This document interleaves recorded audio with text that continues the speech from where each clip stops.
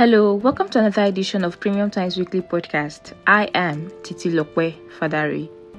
In a brazen disregard for rule of law, President Muhammadu Buhari has disrespected the Supreme Court of Nigeria. An interim ruling by the Supreme Court has restrained the Central Bank of Nigeria from replacing the 200 naira, 500 naira, and 1000 naira note till 22 February. The Supreme Court granted the ruling following a suit brought by the government of Kaduna, Kogi, and Zamfara states, challenging the new currency redesign.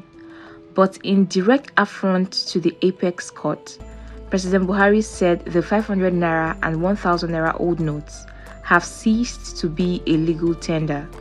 In a bid to seize the hardship Nigerians are facing, Buhari directed the CBN to recirculate the old 200 naira notes for the next 60 days till April 10.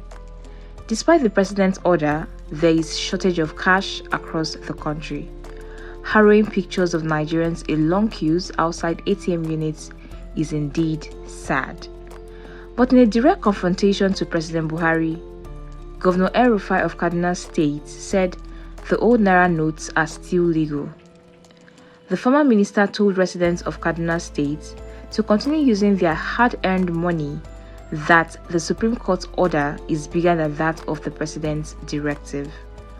El-rufai said some elements in the presidency are instigating military takeover with a new monetary policy. Governors of Kano, Jigawa, and Katsina states are on the same page with Mr. El-rufai.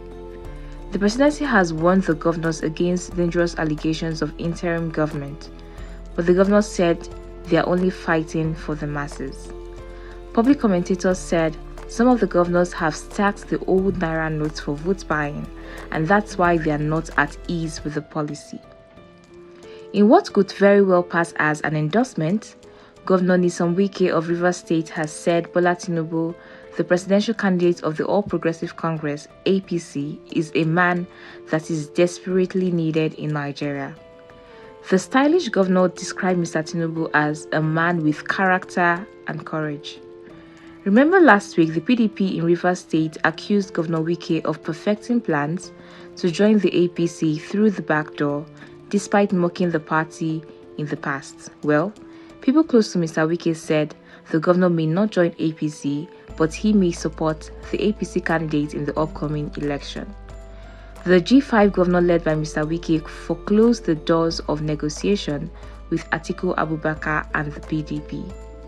Less than a week to the much-awaited 2023 election, the forthcoming presidential election will be determined to a large extent by the votes of the youths. INEC chairman Professor Mahmoud Yakubu said there are 37 million registered voters between the ages of 18 and 34, accounting for 39.65% of the total registered voters. This means that about 4% of every 10 voters in Nigeria will be accounted for by that group.